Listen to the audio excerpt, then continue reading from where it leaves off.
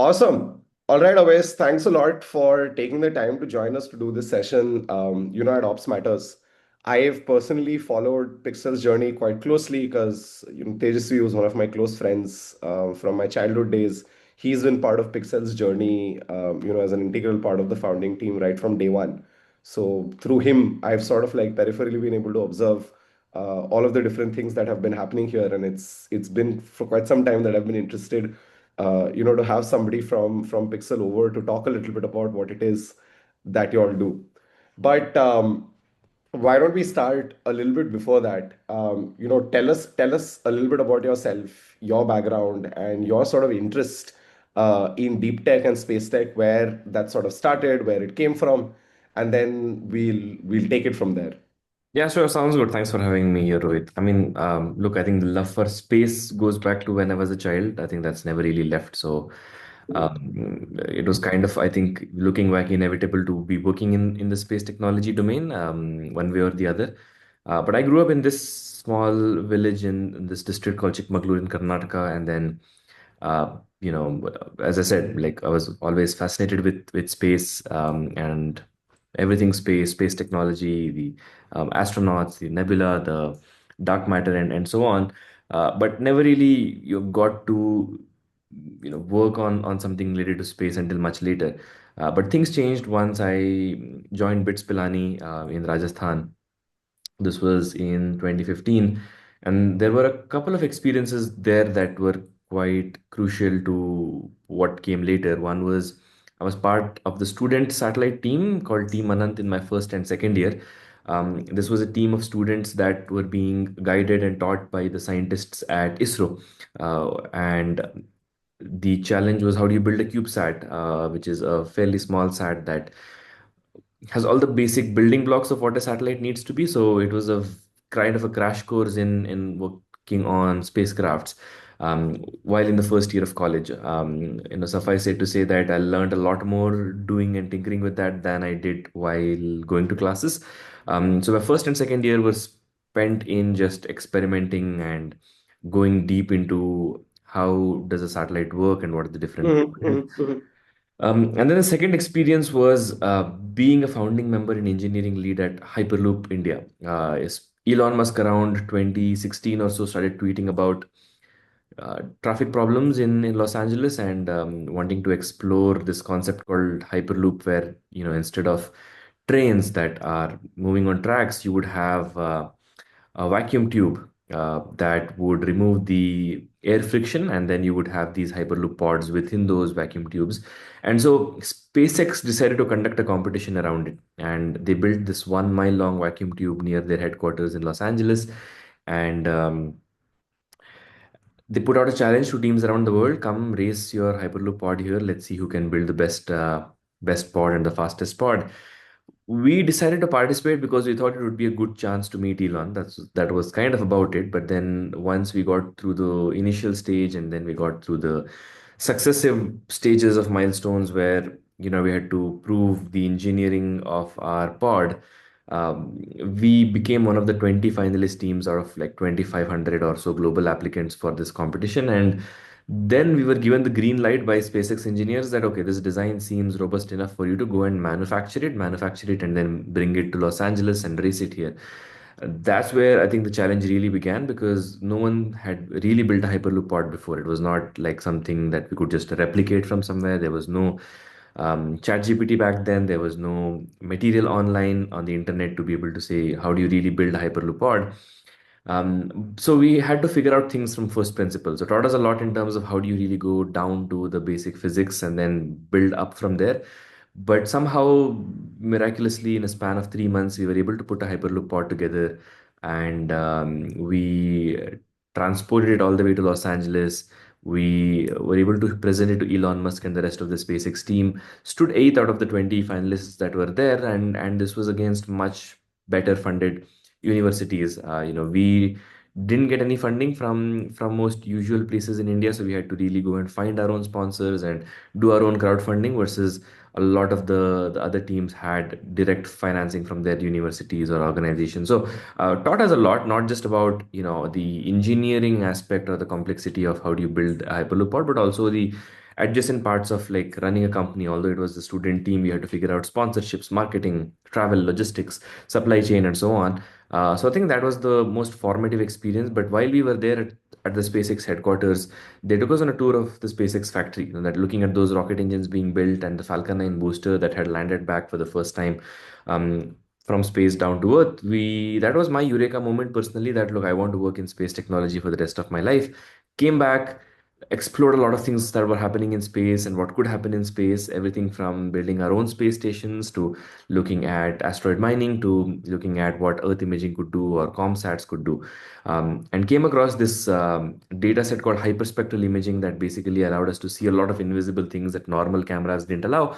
But to our surprise, no one really was doing it commercially. So we said, okay, let's build and deploy our own constellation of hyperspectral satellites that could help us see these invisible problems. And that's the story of how we came to be. Yes. Awesome. I think before we jump a little bit more into understanding what Pixel does in particular, I think some contextualization would be helpful. So if you broadly looked at the value chain of space tech, right, from all the way from launching rockets to the satellites that y'all were building, and then folks even working today in, I don't know, sort of even managing satellites and other spacecraft which are already in orbit, whether maintenance, repair, returning them back, or so on and so forth. Could you give us a little bit of a broad layout, right? Like when you think about the value chain of space tech, you think about from launch, you think about from in orbit. What does that little bit look like, right? Like what are the different elements that comes to the broader space tech cluster, right? And what are the different roles they do. So I think once we set a little bit of the context, we'll jump into where Pixel is in this entire value chain, and then dive a little bit deeper into what it is that you all specifically do. Yeah, so I mean, there's the rockets to start with. Rockets are the infrastructure that enables anything to travel from the Earth to space, right? If you're looking at space technology, it has to have some relation to space. How do you get things from Earth to space? You get that through rockets. So there are companies like SpaceX or Rocket Lab or ISRO and others that have their own rockets who you pay to, and you put your payload on them, and then they will take you from point A on Earth to point B in space. And then you have the satellite layers, right? So what are being launched in these rockets? They are predominantly spacecrafts, and the spacecrafts come in various different kinds. You have communication satellites. Those were the first kinds of satellites that were launched to be able to connect point A on Earth to point B on Earth, right? How are we able to, Starlink is a very good example.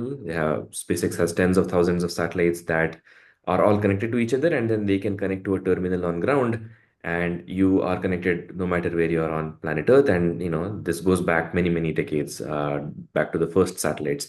Even India's first satellite, Apple, was a communication satellite to bring connectivity or provide TV channels to or radios to very remote locations, right? So communication satellites are a big part of the satellite layer. And then you have the imaging satellites. That's where Pixel also falls in. And this is where you have cameras on these satellites. They keep orbiting the Earth, and as they orbit the Earth, they take images of farms or of cities or of oil and gas pipelines or of borders. And that enables us to see at a very large scale what is happening, and it enables us to see in areas we can't go what's happening. And then you have weather satellites that enable us to identify what the weather will be, and whether it's going to rain today or tomorrow, and what the weather and temperature is expected to be, etc. And finally, I think you also have uh, GPS satellites, right? Every time you use Google Maps or any other map application, it's enabled by GPS, and there are these geostationary satellites up there. So various different kinds of satellites broken down into GPS, weather, communication, and remote sensing.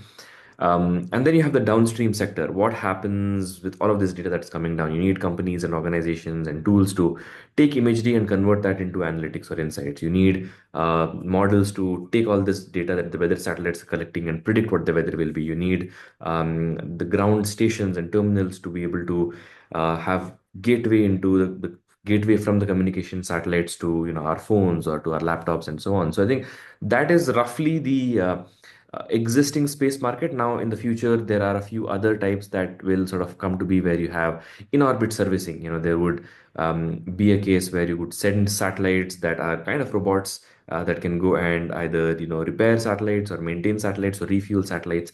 Then you have space stations or habitats in space, where ISS is a big one. Before that, we've had a few. China's launched its own space station. India wants to launch its own, but there are also commercial companies now wanting to launch their own hubs and being able to rent that space out for experiments or something else. So I think that's the sum total. I would say roughly, not exhaustive, but like a sum total of what's happening in space and how it's split. Got it, got it. And when we come to Pixel, right? Like clearly within the sphere of sort of imaging satellites, and in particular, right? Like you, as you alluded to just a little bit earlier, focusing on a part of imaging which you didn't really see a lot happening in at that time, right? So tell us a little bit, what is it that Pixel does, right? Where did the inspiration in particular to start Pixel to take up this sort of problem statement come from? And then some of the different choices that you've made for the company, right? That you wanted to be a satellite company as opposed to being something else. The fact that you want to work with hyperspectral imaging in particular, and the different capabilities that that provides you with, right? Tell us also a little bit about how you all decided that this is the kind of satellite, this is the kind of imaging, this is how we want to monetize the capabilities that we have. How did you arrive at some of these design choices for the company that Pixel eventually over time ended up becoming? Yeah, I mean, look, I think, as I said, after coming back from the Hyperloop competition, just looked around at what was happening, everything from rockets to satellites to downstream applications. So it was, most startups are, you find a problem and then you try to solve that problem, right? The industry kind of comes a little bit later. Whereas in my case, I was very clear that I wanted to work in space technology, and then I had to try and find a problem within that could work. And looking at things that were happening, it had to be kind of achievable and tangible for a college student out of India without any money, right? I don't have billions lying around to be able to put in trying to build rockets. And how do you find something that's tangible? How do you find something that I'm interested in, which is anything in space technology domain? And how do I work on something that has actual impact on our planet or impact on humanity? And looking at that, satellite imagery seemed like a very accessible way to get started, at least because there was recently a lot of satellite data that had started to come down, and not enough people analyzing that data using AI or ML. This was back in 2018, 2019. And while working with different kinds of data sets and trying to extract information from them, we happened to stumble upon hyperspectral data. This was a data set that was being collected in very low quantities by NASA, using their drone, or they had one satellite that they had launched, which was experimental in nature. And we are like, okay, wow, hyperspectral data. When you look at a farm with hyperspectral data versus the forms of data that came before, multispectral and optical, there was a wealth of difference in what you could see. Like, for example, if I was looking at a farm with previous images, I could identify that it's a farm, and I could identify if the crop is doing good, bad, or somewhere in between. But I could not identify what species of crop I am looking at, or what nutrient content was present in the soil, or what was the chlorophyll level or the irrigation level, etc. And that is where hyperspectral really shone, where it could help us see these invisible things. Or if I have to take another example, if you're trying to look for minerals in many areas, many things look very similar. This stone looks like that stone, and it's very hard to ascertain it from 500 kilometers away on top of the surface of our planet. But hyperspectral enables us to clearly see this is this mineral, that mineral, because what hyperspectral is in essence is it's taking information in hundreds of wavelengths. Human eyes can only see things in three wavelengths, and hyperspectral satellites and cameras can see things in 200 to 300 wavelengths. And that difference between three, which is red, green, and blue in the visible range for humans or our cameras, 200s is what enables us to see those invisible things. A very crude analogy would be, if I have internal bleeding from an accident and I go to a doctor, doctor won't use a phone camera to see what's right or wrong. The doctor would use an ultrasound scanner or an MRI machine or an X-ray machine. They're all different types of sensing that you're using, and similarly, hyperspectral is a different kind of sensing. So we came across this data set and we are like, okay, let's go and find up-to-date, current, frequent hyperspectral data that we can buy and start doing analysis. And then we realized that there was really no one in the world that was selling it. Why were they not selling it? Because it was a very nascent technology. It was new. Even the satellite that NASA had launched was not at a level of quality that was needed to make it commercial. And so the opportunity opened up in front of us, which was hyperspectral can help us see so much more, and we needed from satellites to do it globally. No one was doing it globally, and the challenge was you had to push the cutting edge of what was possible to making it better. And so that is how I think Pixel's problem statement specifically came to be, and we Got it. started on that journey in 2019. Then, yeah. Understood. Understood. And tell us a little bit about, when you guys started initially, you started on campus before you ended up raising your first rounds of funding, and then, more people came on board. But in the early days when it was just a few of you all, working on campus, what was that like? Curious to know a little bit about the in-college experience of building Pixel as well. I mean, it was like another student team. The Hyperloop experience had taught me a lot in terms of, how we kind of self-limit ourselves as students, or even today at any age. We as humans can do a lot more than we give ourselves credit for. And I think that Hyperloop experience really shattered that mirage in a sense, because when we started, I mean, as I said, the entire intention was, okay, will we get an invitation to at least go to LA and be able to glimpse Elon, who used to be an inspiration at that point in time for what he had done with SpaceX and Tesla and all of that. But when we got selected through the first round, then we had to take it a lot more seriously, and we had to really get into the weeds of the engineering and the design. Right. So, and then we managed to figure out how to actually build it. And so, college students building something that other engineering organizations also had not in a shorter span of time with much lesser amount of money, and all because we didn't let any doubt come into our mind that, hey, is this even possible? We were like, you know what, this we need to build this. We will go and build this. We just know how to figure out and solve the hundreds of problems in the chain to building this. And when we actually put it all together, it was a very eureka type of moment that, okay, we have done it. And then that gave a lot of confidence that if a Hyperloop pod could be built, a satellite should be logically easier, because there were many people who had built satellites before. There was a lot of material and textbook and papers on satellites that we could read on the internet, none of which was available for the Hyperloop.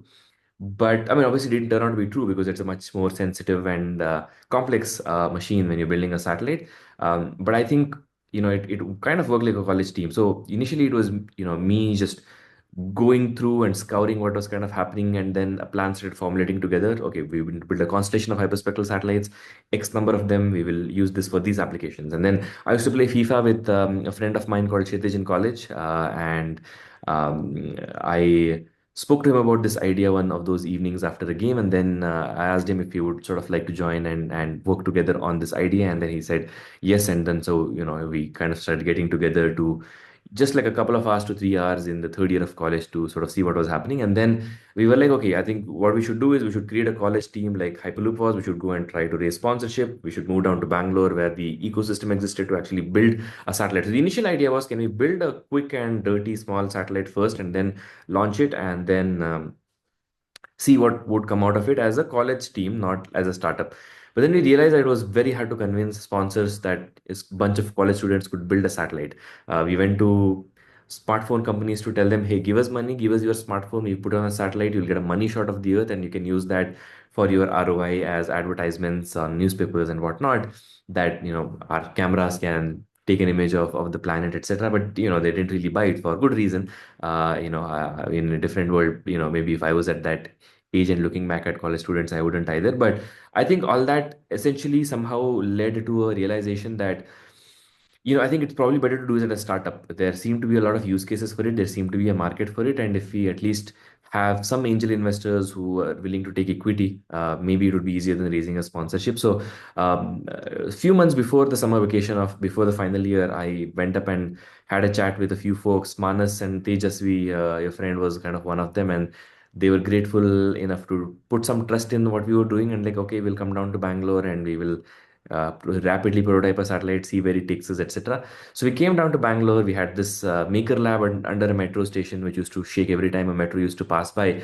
But it was kind of like a very productive summer of 2 to 3 months where we used to just come in the morning, talk about what needs to be done, go prototype something with 3D printing. Almost all of my savings and my dad's savings kind of sort of went into that. But then during that is when we realized that we should probably raise a funding round as a startup, and so we ended up setting up a formal entity in early 2019. And thankfully, I think there were a few angel investors from our own university bits who were willing to look at it like philanthropy, and they were like, if it works great. It's good for bits, it's good for India, it's good for us. But if it doesn't work, this money doesn't really matter to them as much. We were able to put like $700,000 or 5 crores at that point in time, or 4.5 crores at that point in time, together to do what we wanted to do. So that's what the college days were like. Very chaotic, very un. Hmm. But at least we were like, we have to get this done, and we were passionate about it.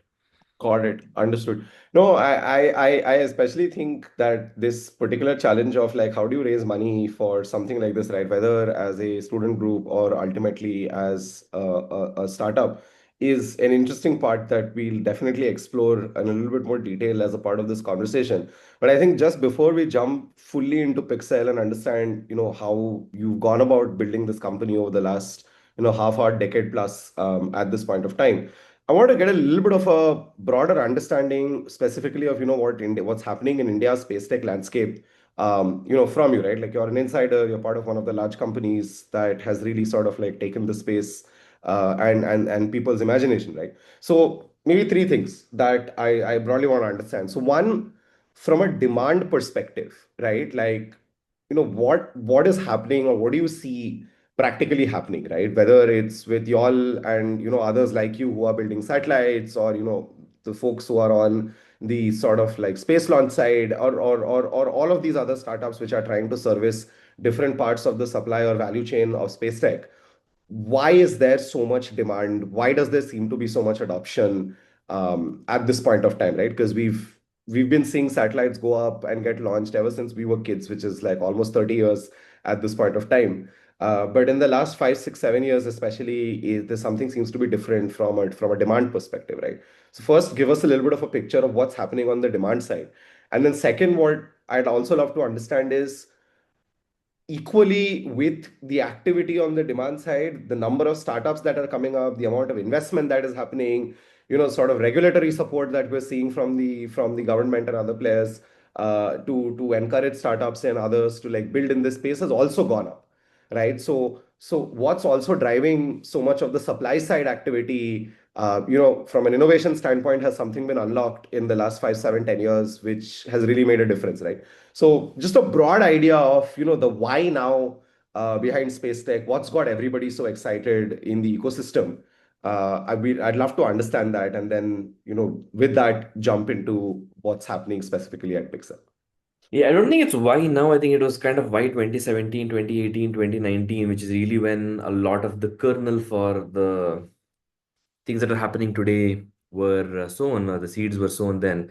And I think the reason for that was people started seeing what was happening in the US and internationally. SpaceX had really made a mark for itself, and there were other companies like Blue Origin and Rocket Lab and Planet Labs and a few others that had really started to take off as well. So some folks in India looked at it and they were like, if this can be done in the US and Europe, why not in India? We have a very grand heritage of what ISRO has done. We can definitely build on top of that and make it even more vibrant and compete with China, which was rapidly catching up. We could compete with, US. It would take some time, but we could sort of get there with the talent that we have. So I think a lot of the companies that you will sort of hear about today started between 2017 to 2019, mostly.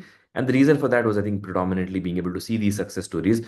Also, I think a little bit of credit is to go to Team Indus. There was this team called Team Indus that really fascinated a lot of students following space at that point in time. And this was a team that was trying to participate in the Google Lunar X Prize, where the challenge basically was that you had to launch a lunar rover and a lander, and then get the rover to sort of move a few meters or so on the moon. And they were one of the very leading companies until a very long time before, sadly, they couldn't raise enough money to be able to launch it, etc. So I think it didn't really eventually work out, but I think they ended up having a lot of young, passionate folks that they had got on board from ISRO, that they had grown themselves, that ended up becoming this initial seed for of talent for a lot of other companies that sort of came later. Quite a few of our early hires were also from Team India. So I think a combination of all of that led to this sort of happening.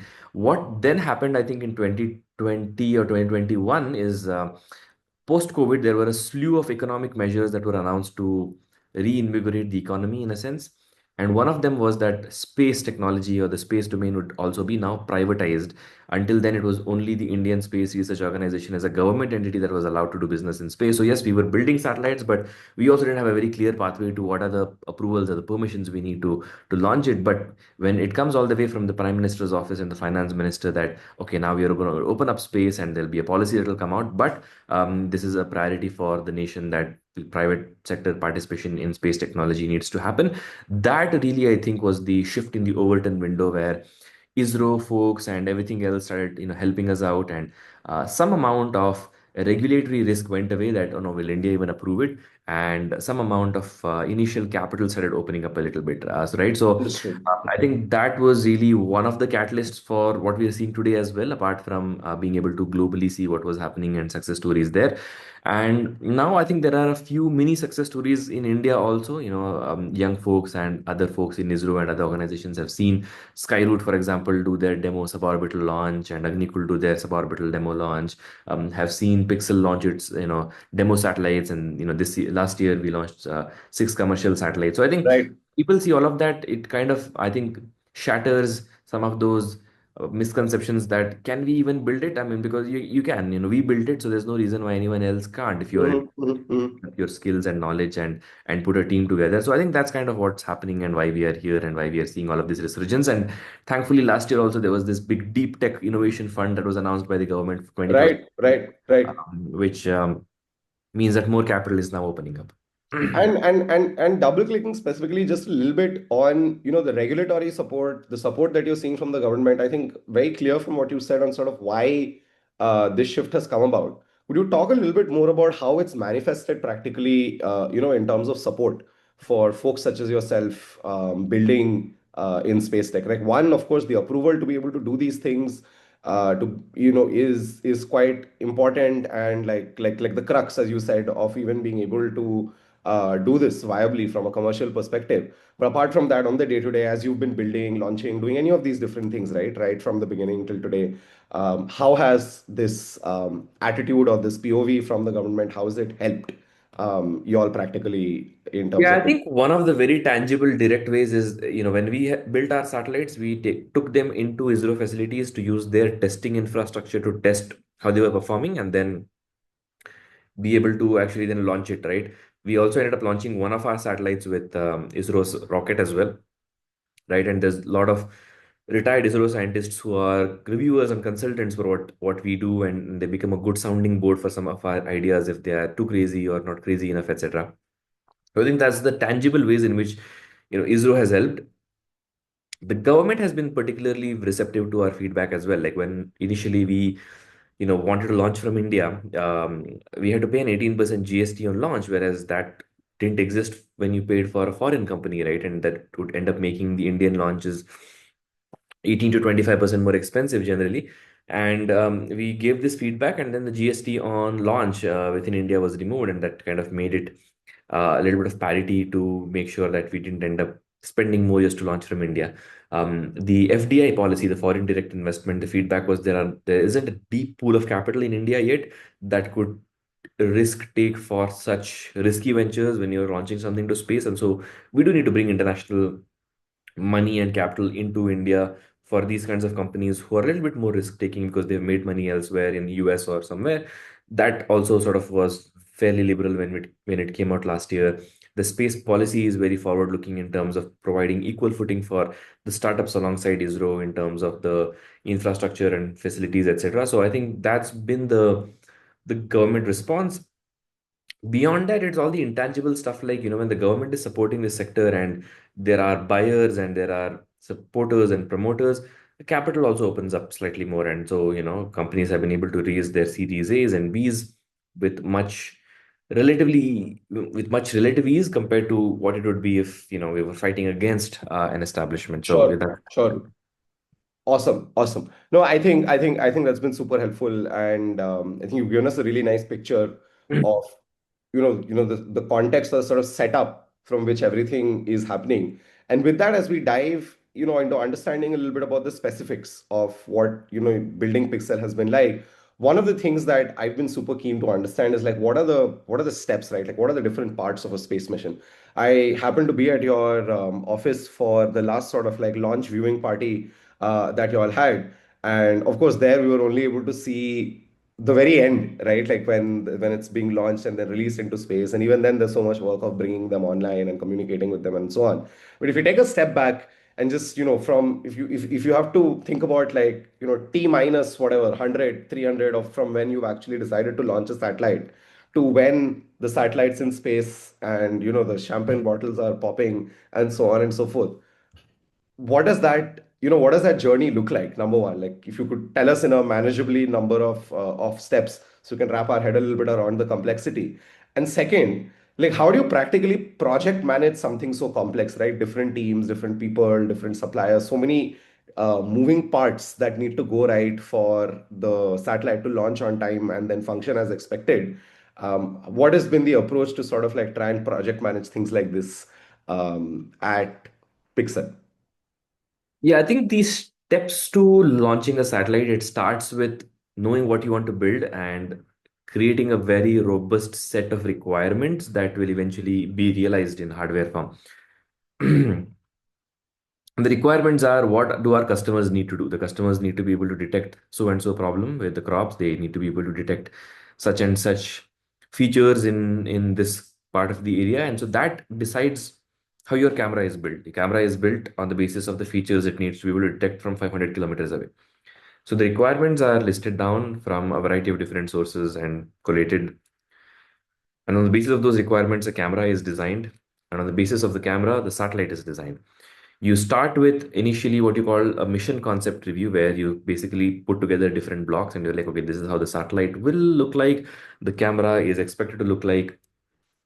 This is what the orbit will be. This is how it will perform. All of it is very early conceptual kind of a thing to say, okay, do these all fit together? And is it kind of making at least mathematical sense on the power being generated to power being supplied to the image being captured to the image being downlinked? Then you move on to something called a preliminary design stage, which is you now go very deep into what the design is, down to like what each nut and bolt will look like, but it's still all just design and simulations. You haven't really started working together, and then you get to the critical design review stage, which is you have now taken that design at the preliminary design stage and you have tested some of those things out in a very cheap and hacky manner, so as to be able to say, okay, we don't want to build the exact thing before we know whether it will work and whether this concept will work. So you use what you call engineering models and qualification models, and then you see if things are working out according to your simulations, and then you finally get to a point where you are like, okay, now we can build our flight model. And that's where I think the complexity also ends up increasing, because you have to place orders for a lot of these components from international supply chain, and because some of these components are also provided only by one or two or three suppliers globally. And so you have to work with them, and then you have to figure out which of them you have to work with, and what happens if they go belly up. What are our backups going to be? Because some of these lead times could be as long as 12 months, right? So you have placed an order, and then 8 months down you realize that they're not going to be able to deliver, or it doesn't work. You now can't start the clock again from t minus t0 and take 12 more months. That delays everything apart. So I think that is the ordering phase and bringing it together. And then when you're individual things work great, and then we put them together in interconnected fashion on how they look like in a satellite. For some reason, inexplicable reason, something doesn't work, and you have to figure out why it is not working, what's wrong, is the data flow not right, the power flow not right, and you have to write the software, and you have to make sure that the software is robust, and you are going to get bombarded with radiation from space, and you have to make sure that all of that is accounted for. So all of this is coming in from those requirements to creating a concept to detailed design, and then to eventually manufacturing it. And then when you're manufacturing it, you have various different teams that are putting it together. You have the structure team that's building the outer structure. You have the electrical team that's putting together the electrical stuff inside. You have the electronics team that's building those boards and onboard computers. And then you have the other teams putting together the propulsion, the camera, and everything else. And it all needs to be very pristinely managed in a clean room environment. And then finally, after you put this satellite together and it's working as it's supposed to, you then take the satellite, put it on a vibrating machine, which shakes the satellite like really hard, as it would sort of see on a rocket when it's going up.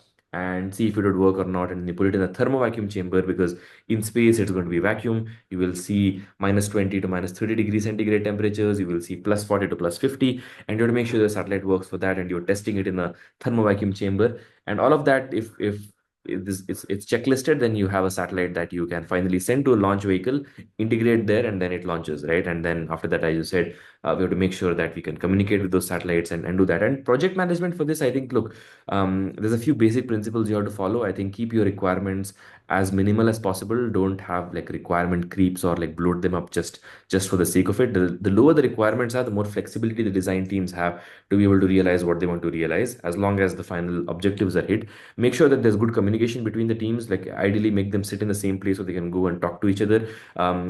Have at least a weekly meeting where we sort of go through major problems and sort of discuss, where everyone from the team is there, because it's a very multidisciplinary thing. You don't want Mm-hmm, silos. mm-hmm, mm-hmm. And then you kind of make sure that every week, every month, you're tracking where your supply chain is, have you placed the orders, where your design is, are there roadblocks from one team to the other? How do you unblock that? You bring them together, you brainstorm. And basically, I think all of it kind of boils down to having good written down requirements, having a good, process laid down, a minimal process, not a bureaucratic process on how things will flow, having good people in charge of different things so you don't have to worry about it on a day-to-day basis if they'll be able to execute it, and then giving them the freedom to be able to say, okay, now go execute on this, and make sure you work with the other folks to sort of make that happen, and have guidelines and checks at regular points in time. Like we have these mega reviews called the preliminary design review, the critical design Mm-hmm, review, mm-hmm, the mm-hmm. flight readiness review, where we bring in these experts who will check everything that we're doing, and they will play devil's advocates, and it'll give us a good sense of, okay, we have not thought this through too well. Okay, maybe we need to rethink that a little bit, etc., etc. So I think that's how we go about it. And one of the things that I was, and you said it just at the very end, right? Like this entire thing, like that you all do, is incredibly multidisciplinary in nature. One of the things I've also been very curious about, from the outside, is how do you actually design an organization to function in such a multidisciplinary manner, right? So curious to know a little bit about one, like how you guys thought about the org design, right? Like what are the different teams that need to be there, who needs to be cross functional across which set of teams, which teams need to be dedicated, right? And so on and so forth, because a lot of, like, as you were saying, like the capabilities that you have and how fast or how effectively you can do or not do things is often dependent on how people work in relation to each other, apart from what they also do individually. So one would love to understand a little bit about how you think about the org design, right? And second, given that a lot of the folks that you're also bringing into the company are not, say, necessarily just other young people like yourself, but you're also over time bringing in experienced, tenured professionals, people who've perhaps worked in government space agencies for like decades and now want to do something else with their time. How do you work with folks who are this senior? How do you hire them? Like, where do you find space technologists and experts in India or globally, and recruit them, right? Because it's not like you can call up Michael Page and say like, hey, I want person X or person Y for ABC role.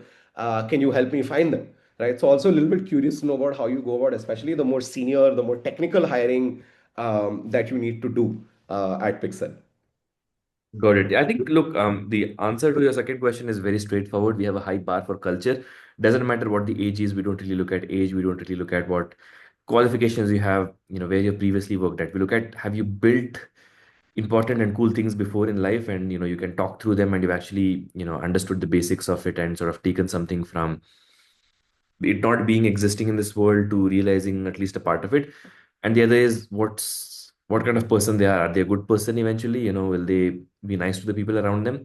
And when you sort of take care of that, I think most of the things sort of take care of themselves. We've had cases where there are super strong technical folks that would have taken us to a different level if we had hired them, but we had a very clear inkling that there was a massive ego problem, or they were never going to be fitting in here, that they were never going to listen to anything from folks that they perceived were younger and more immature than them. And that didn't work. We have people as old as 60, 65 working with us, but they're good people, and they are there because they want to get to the crux of the matter. It doesn't matter if it's coming from young folks or old folks or medium age folks.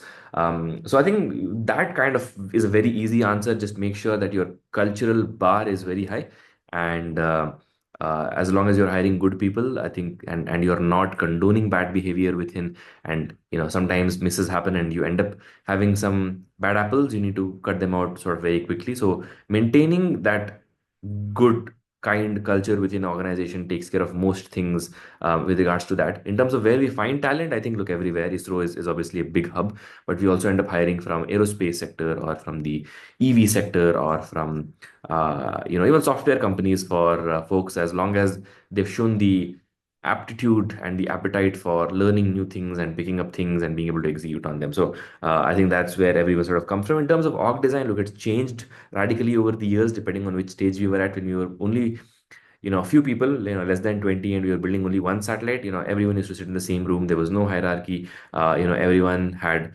each person had a thing that they were responsible for. This person was responsible for the communication. This person was responsible for avionics. This person was responsible for something else. And they would do that. And then we would all come together and be like, okay, did your work? Great, we did our work. We need to sort of marry it together and then sort of move forward. So I think that in a sense, it was the easiest and the fastest way to work together when you could put all the people in the same team. And then as we ended up having multiple missions and multiple things to do, teams started expanding and growing. So what has happened is, I think we've realized you need to have a little bit of a hierarchy in terms of people owning things, right? You don't have to create a hierarchy to make someone a manager or make someone a VP or things like that. Like titles eventually, don't really matter. It's what matters is, does this person want to take accountability for a work, and can he take accountability and responsibility, right? So let's take an example. Right, in the space division, let's say we are working on mission number one for a particular kind of mission. You have a program manager and you have a systems engineer for that program. A program manager is responsible for all the timelines and the budgeting, and the systems engineer is responsible for the trade-offs and keeping things together. And then you have a attitude control lead who's responsible for the control subsystem. You have an electronic system lead, and within them you have like one or two engineers, right? So the electronics guy is reporting into the head of the mission, but they are still responsible for their domain, which is getting that thing ready. So the hierarchy is there because that's how the requirements kind of flow. But if the electronics person needs to talk to someone else, or needs to talk to me, or needs to talk to my co-founder and CTO, they will absolutely come up, walk to us, and have a conversation. There's no hierarchy that I have to go through my manager and things like that. It's so there's no hierarchy in terms of communications and ideas. The best ideas win. Anyone can disagree with anyone. So as long as you create that culture, and you make sure that when you're creating sort of a hierarchy, it's for accountability and responsibility and not just for the sake of creating certain titles, I think that's what you need to do. And then as the org grows, I think this further fragments a little bit more. I think the other thing you need to do is take care of your people. And one of the ways you take care of your people is you give them a good career growth path, right? Someone's joined as an intern. The growth path is converting into an employee, junior engineer for something. They've done well, they'll go from junior engineer to senior engineer. They've done immensely well, they'll become the lead for a particular subsystem for a particular mission. And then they will grow to becoming the lead for multiple missions, and they'll become the group lead. Then they'll become like eventually a program manager or like a lead engineer for a certain thing, right? So there's enough of a growth way over 10 years, 5 years, where they can take up multiple missions and stuff like that. And that's what I think the most ambitious folks that we have seen, and the strongest contributors, they want to do more, they want to learn more, they want to have personal growth, and they want to tie that personal growth to the company's growth as well. So I think that's kind of how we have structured it. As long as we can provide some kind of a growth for them and not over index on titles, and make sure that whatever hierarchy that you need to kind of create, sadly, because in the absence of that, everything breaks apart. It's for responsibility and accountability and not really for Sure. titles. It kind of works out, yeah. Correct, correct. Super, super helpful. And along those lines, right? Like, I mean, I think there's both bits and atoms, so as to speak, to the business that you're working in. And one of the more atoms related questions that I also had in mind, especially because again, when I came over earlier last year to the launch party, I also had a chance to just get an outside in view of what your facility looks like, right? So, what you're building, it's a very physical, it's a very real world ops associated thing, right? So I'm also curious to understand a little bit about, what does the infra, what does the real world ops of building a satellite look like, right? Tell us a little bit about the lab that you all have, the workshops, how you think about stuff like, you were mentioning 3D printing at the early days when you were working in Pixel. Today, I imagine you're, maybe getting stuff made from like top like machinists, parts manufacturers. There's a whole supply chain of components which you were also alluding to in the beginning. So one, what is the real physical world complexity, the setup, the infrastructure that you guys work with, practically look like? And how did you sort of develop these capabilities, identify the right practices, right? Like, you have a beautiful sort of like lab and clean room. How do you know that this is how it has to be designed? These are the capabilities that we want, and so on and so forth, right? So would love to know a little bit about the nuts and bolts that makes Pixel run every day. Yeah, I mean, I think, look, it's mostly common sense on a day-to-day basis. We have to build a satellite, we have to have a clean room, right? So clean room has to be built. The other things are around, okay, testing facilities and how much of the things are you doing in-house and how many things are you verticalizing. I am a big proponent of verticalizing as many things as possible and keeping it in your control as long as there is a long-term tangible benefit to it, right? If you can make it for much cheaper. You don't verticalize everything. Like, for example, there's other companies that are making millions or billions of certain components. They'll always have those economies of scale, and you'll have enough of those kind of companies to have backups also, and the lead times are fairly okay. So in case one fails, you can always move on to the other one or move on to the other one, and you can always order something that would come in 2 weeks or 4 weeks. That doesn't make much of a difference. But when you have components that could make or break the satellite and that end up costing millions of dollars per piece, that end up taking 6 to 12 months to even arrive from when you've ordered it, those are the ones you have to really think about and say, okay, today if I invest in building something of my own, can I save X amount of money? And okay, I have to invest some additional money than I would have, but does it get paid back in 1 year, 2 year, 10 year? And that's a call I think you have to take at a relevant point in time as to when it kind of makes sense. But we do as many things internally as possible. Like, we design our own software, we design our own onboard computers and chips and everything else. We design our own cameras. We don't do our own solar cells. We just procure solar cells that are made in billions. Like, it doesn't make sense for us to be able to do that, etc. So I think that's kind of the sense of the verticalization. In terms of the infrastructure, it's, I think, just having the balance between, okay, we need to anticipate where we will be 12 to 18 months from now and anticipate for that today so that we can build it for that then. And it's a little bit of an art, because you could easily get it wrong. Some things get delayed and then you've spent way too much money building infra that is not being used. Or the graver problem is you have underinvested and then you realize that, okay, you needed way more space and facility. So we started with a very small clean room because we had to build one demo satellite, and we just needed one the size of like a typical office room where you could, people can come and sort of work on it. Then we had to figure out how to build 12 to 18 satellites at a given point in time, because that's what we wanted our constellation to be. And so that kind of decided the size. We added a little bit of buffer, let's say 50% on top of that, that we could add additional satellites. And then we've sort of kind of built that, and we kept space aside for the fact that I think it boils down to, hey, see yourself where you will be in 2 years, 5 years, 10 years. And whenever we take a decision, we are like, okay, if I make this decision, will we regret it in 5 years? Will we regret it in 10 years? Or is it a very short term decision that will only help us for 6 months and after that it's going to be a pain? I think we just have to have a little bit of that foresight and sort of kind of plan for that, right? And I think we've been decently okay at that. Like, right now, we are okay with our current facility in terms of the capability and the capacity, but we're already planning for the next one that we want to be live this year before next year's madness kind of sort of hits us. But it comes with investment and cash flow problems and things like that. So you have to be very strategic kind of about it. For testing facilities, we have decided kind of not to invest in some things as of the last few years because ISRO facilities were there and they ended up being much cheaper than building our own. But then what has now happened is there are other startups and other companies also trying to vie for the same time, and there's limited time you can sort of rent there. So we don't want to be waiting 6 months for doing a test which could be done in 2 days. So then, fine, it costs us a bit more money, but then it saves us 5 months of effort. Yeah, that's absolutely worth it. So we're going to be bringing our own in-house testing facility. So I think, like, there's no magic answer to the question on ops, right? I can't tell you a particular book that has helped us or a particular methodology. Typically we haven't worked with that. I think what works is common sense. You sit down with your team and you figure out what the problem is, and then you say, okay, here are all the possible solutions. What seems like the path of least resistance, and what seems like a solution that you will not regret in 2 years, in 5 years, and in 10 years. Sure, And yeah, sure. go for it. Got it. Understood. And one of the other things also that obviously then comes to mind when we talk about costs cost of things, we think about these trade-offs, is the funding aspect, right? Of building something this complex, something this ambitious. And I think we all have done like an amazing job of not just raising capital, but also in many ways evangelizing the ecosystem and helping other people down the line effectively raise capital as well, right? Something that you were saying in the beginning, how successes inspire others and beget other successes, right?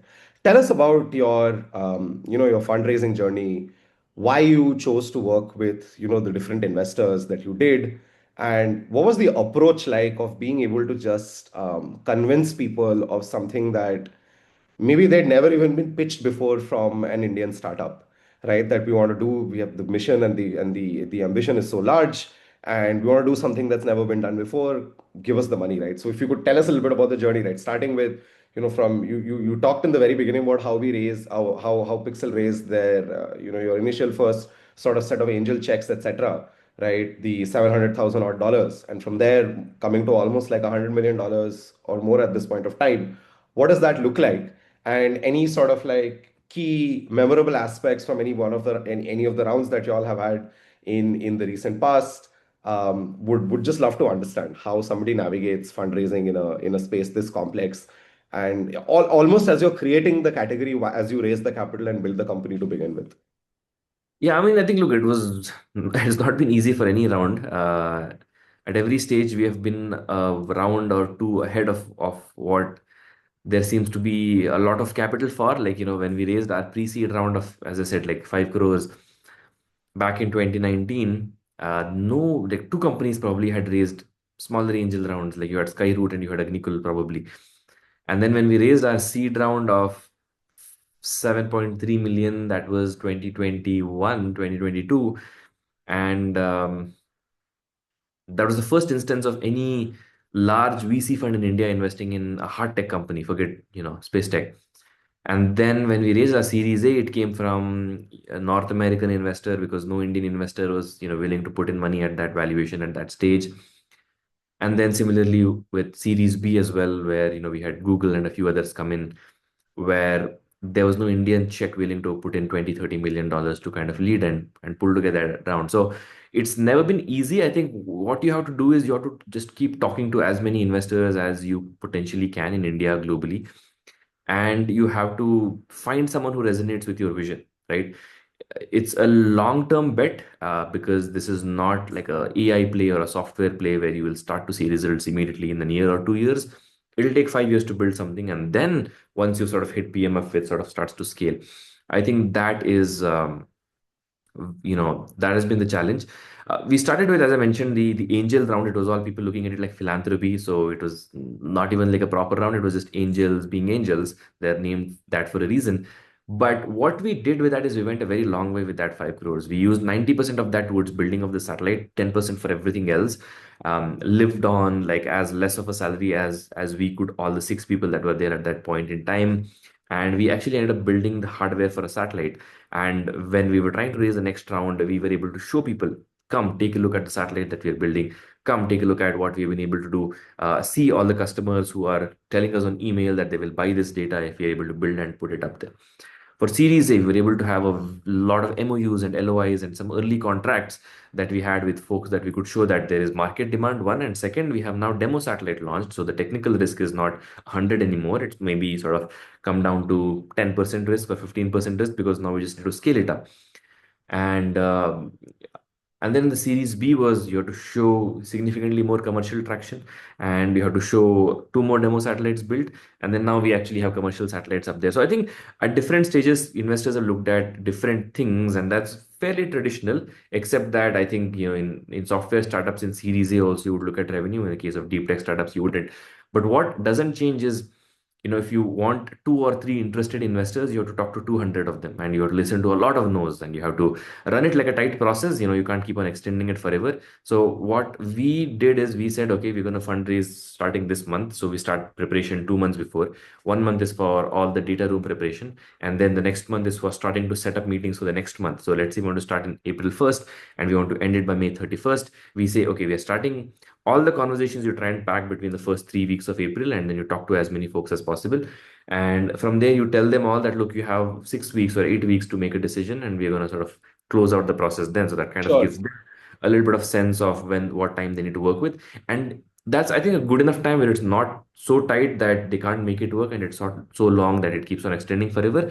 And if people aren't willing to work with that timeline, they were never gonna, never really interested in what you're doing anyways. You have to see that pull out of the 100, Hmm. Hmm. probably 40 will take second or third meetings. Out of the 40, probably 15 or 10 will take deep dives.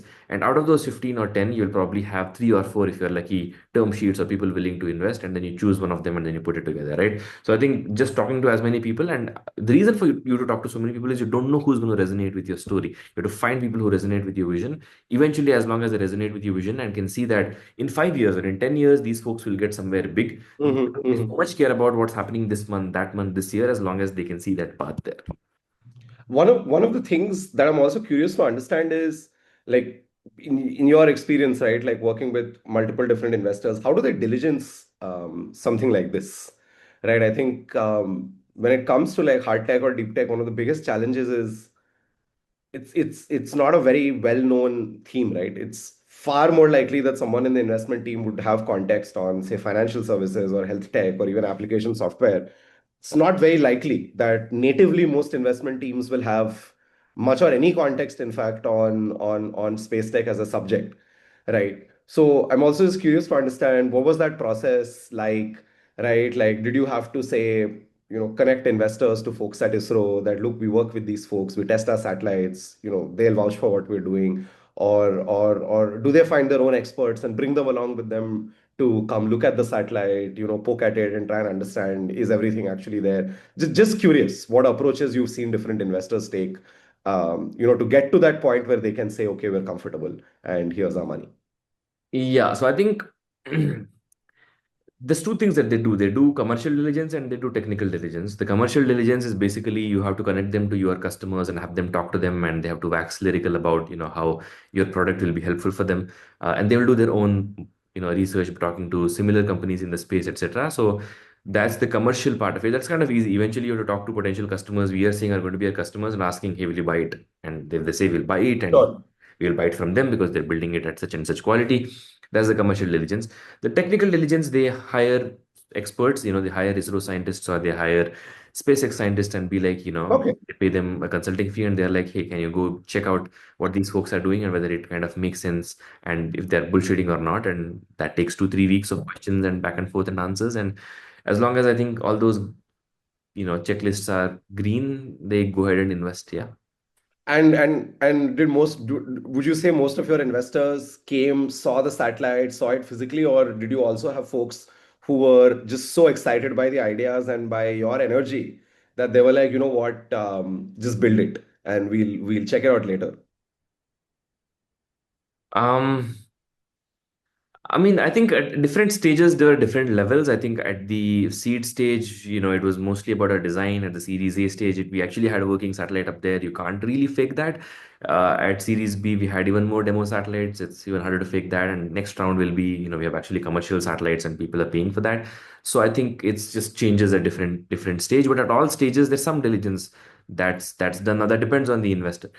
We've not come across an investor that just waves it off and they're like, but at every point, we have to at least prove some level of validity. Got it. Got it. Understood. I think we're almost at time. So just the last question from my side, right? Give us a sense of where Pixel is today, right? Like if you take a snapshot of the last 5 years, fast forward to today, where are y'all at in terms of satellites, in terms of imagery, in terms of what the company is doing, number one. And number two, what does the future look like? What are some of the new and interesting things that you all are working on? Are you planning to launch more Fireflies? Are you planning to do something that's potentially very different? Give us a little bit of a sense of what we can expect from Pixel over the next few years. Yeah, I think more satellites for sure. We launched six this year. We have currently 12 plus 8, 20, 24 or 25 satellites more that are in the works for launch in 2026, 2027, 2028, right? Mm-hmm. So I think definitely more satellites and not just hyperspectral of the kind that we have launched today. It's hyperspectral, but also, high resolution, different kinds of hyperspectral for expanded wavelength range, etc. So I think different kinds of imaging means various different kinds of use cases. And then the most important thing is, I mean, the data is only as good as how you can evaluate it. So we have a platform called Aurora that we will keep on adding more stuff for, including AI, where customers can take in information and they can just type what they want from the data, and then it'll do everything else and give them the output. So I think that will be very important in terms of actually getting this technology to the end users. And yeah, I think those are the two major things: more satellites, more data, more analytics, and hopefully more revenue that will be generated, which we can reinvest in cooler and better satellites. In a 10 to 15-year time horizon, we want to be able to send the same satellites to scout asteroids and near Earth objects, and then knowing which asteroids have what, be able to eventually mine them for building stuff in space, right? So I think it's all kind of all that, but that's very long term for now. That's pretty cool. But to that question, like if you were to send a satellite with the kind of imaging capabilities, the hyperspectral capabilities that you at least have today, and you were to send it to an asteroid, a rock cluster in space, could you actually look at the surface of an asteroid and tell what its mineral composition is? Is that something that we can do? That's pretty cool. I never thought of it that way. I mean, eventually humans will move towards space and start building a lot of stuff in space. You cannot mine the earth and pollute the earth more for that to happen. You have a lot more material out there in the solar system, so you need to extract it from there. Even Right. fuel in space, thrusters can use water as fuel, and you can extract water from some of these Hmm. asteroids Hmm. Hmm. that have certain water and liquids on them. So I think ice on them specifically. So I think you have to kind of account for the fact, but it will require an ecosystem to get there. It can't just be us spending $1 billion doing it and then there's no one to buy that thing, right? So, but I think eventually we are starting to see humanity start to take more steps towards moon bases, Mars bases, eventually our own biomes in space. And for that, the material will come from the asteroids, not from Earth. And that's where knowing what is where and then being able to extract it become important. Got it. Understood. Well, that's all the questions from my side, Awais. Thank you so much for, once again for taking the time to do this.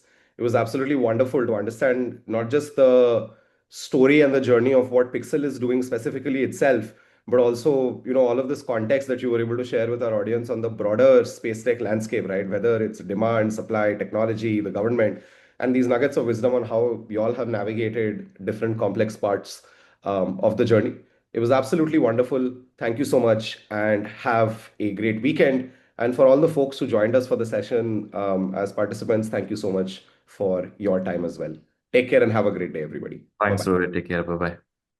Thank you so much.